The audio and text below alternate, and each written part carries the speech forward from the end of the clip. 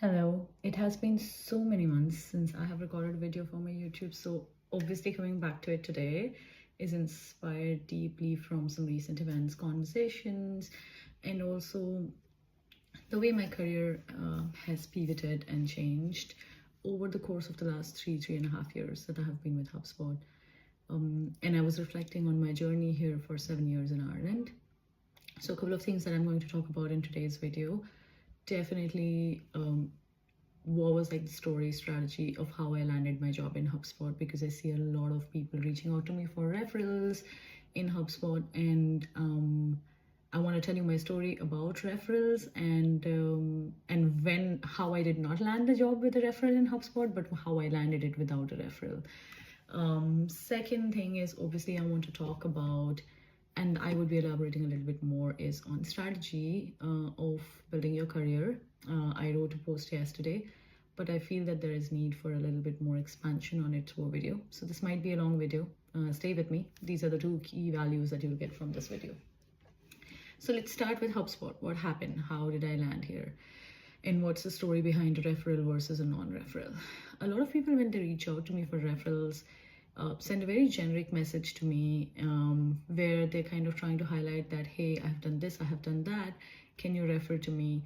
And the first thought that comes to me is, I don't know you and I have not worked with you, so how do I refer you? How can you be more effective in actually delivering that value and in the message that you're sending someone for a referral is, obviously you can do some more research about their career, about their career trajectory, try to find the parallels between what they have done and what you are doing, and also position uniquely how you are the best candidate for a specific role that you're looking for. And the best thing is to try and build a personal connection with the person that you're reaching out to. Now, having said that, obviously not everyone is going to have the time to respond to you on the message, to have that time to have a personal conversation with you. So what do you do if you're not getting that response? You need to dig deeper. You need to be asking, are you the right person to refer me for this role? Or do you know who is hiring for this role? If you tell me that, that's a smaller task for me. It's not necessary that I'll be able to respond to every single person if my inbox gets flooded right now with, like, in the next few weeks with a lot of people reaching out to me saying, I want to apply for this role. Filter it down. Is the region, the role, the pillar that you're applying for aligning with the region, the pillar, and the role that I'm working in? Then I might have someone who I know in my network who's hiring. If it's not aligning, then you need to do a little bit more deeper research and find out who aligns with the region, the pillar, and the role that you're applying for, and who are the managers who are leading those roles. Because hiring managers are hiring you. So even if you get, let's say, land a conversation with me, am I really the right person to guide you? I would be able to guide you maybe in the interview process. And also that is also limited. So as an insider, as a HubSpotter, I cannot guide you in your interview process into much depth, because then I am creating bias for other candidates who are not having maybe this kind of a mentorship. So there's a lot of areas that you need to consider before you're reaching out for referrals. My story, I had reached out for a referral when I was a student in Smurfit, because I knew before coming from India that I'm going to work for HubSpot. I had that kind of, and I've written about this in my post yesterday, a 5-year vision. Before taking a step of moving abroad as a student, I had taken 2 years to figure out which course I'm going to study, why I'm going to study that program, which university am I going to study it with, why this country, and what are the benefits of choosing this country and this program and this university, the combination of it over anything else, and how it ties to my long-term career vision. What is it that I'm going to study as a student from this program, and how is it going to attach with the long-term vision that I have, where I see myself in my 50s. So I always had that kind of clarity. Bring that clarity before you take a step to move abroad, especially with the kind of investment of time, energy, money, and emotional and physical resources that you put on it. So there's a lot of things there.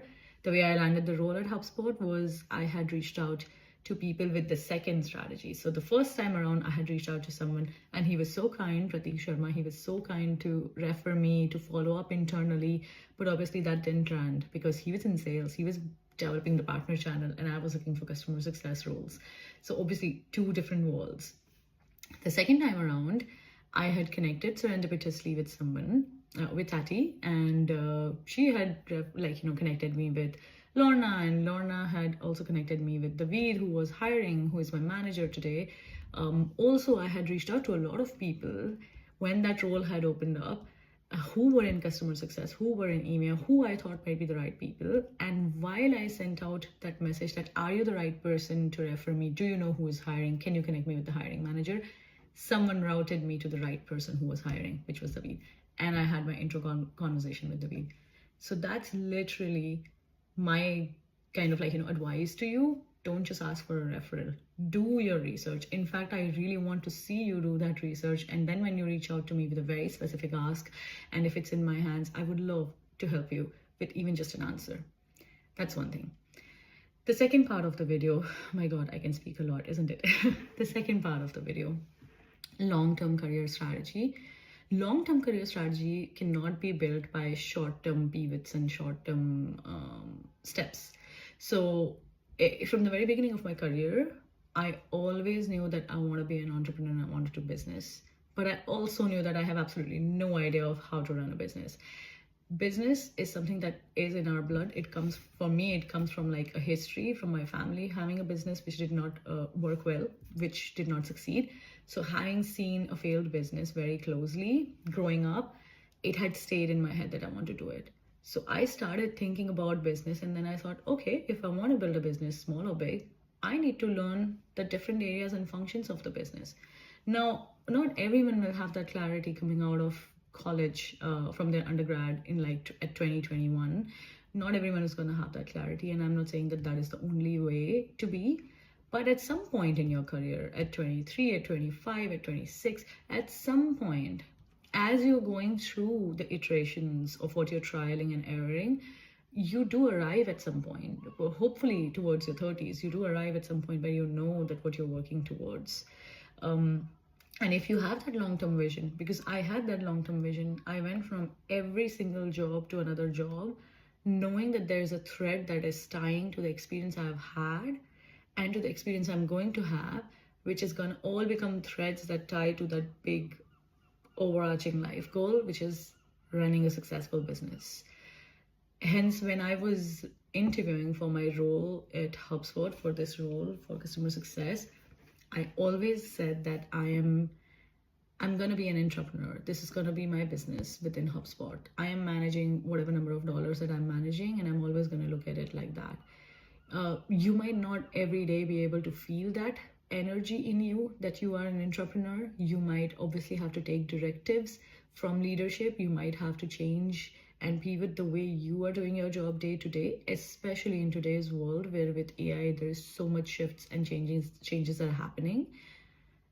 Having said that, it is important to continue to remember what brought you to the job that you are in right now, and what are you trying to build for future. Careers are built on long-term alignment of values and purpose to action and mission and vision. Vision is that thread. Your values and your purpose are your foundations. They are your building blocks. Your vision is the thread, and your mission and your action is what is going to result into that successful career. And nobody can do that work for you. You have to do that work for yourself. Whether you're working with a coach, whether you're working with a mentor, whether you're working with a manager, whether you're working with a co-founder, whether you're working on your own, this is something that is your prerogative and also your hard work to do. And when you are able to amalgamate all of this, and it does not happen serendipitously, it does not happen overnight, it happens over years and decades of hard work. And also, who are your ideals? So who are you looking up to? And are you looking up to them because you want to become them, or are you looking up to them because you are really inspired by their journey and the way they were able to build what they have built? I'm very inspired by Dharmesh and Brian. I'm very inspired by Yamini as she's on the helm. She's the leader. She's the one who's really pivoting and changing and shaping our strategy as a company right now as we are going through the AI shift. I'm very inspired by her from the very time that I heard that she's going to be our CEO, from the very time I heard the news. I'm very inspired by Brian and Dharmesh because they came together at a time starting from a very fundamental product, one product solving one problem, but their mission statement was very clear. They want to help millions of organizations grow better, and that has not changed. So they had a very big vision. They put it in their mission statement, and they continue to iterate from there. And they've now, with obviously the help of the entire HubSpot family, the whole culture, the community that we have built, managed to turn around and build something tremendous. But that was not coming from vanity, and that was not coming from a place of what is my personal ambition, but more like what is my purpose, what are my values, what's the vision, and then what is the mission and what is the action that we are putting. And they've managed to build a company with an extremely amazing culture, even when the times get tough, even when it gets heavy, even when it feels like there's a lot coming at us, which across the board in this industry right now, I can attest that people are feeling. Even the most experienced leaders are feeling it. What is their USP? What is HubSpot's USP? Is the culture, what they build. The culture and the people that you're working with truly make you reflect and think like, I have something which is more than a job. I have a community that is worth staying, growing, building with. I really hope this video helps. I really hope it gives you a lot more understanding on how to think constructively, deeply, and proactively, and align your career moves, your career pivots, your career trajectory to something meaningful for you and for your community. Thank you for listening, and hopefully I'm going to be sharing more of these videos consistently now. Thank you. Have a lovely day.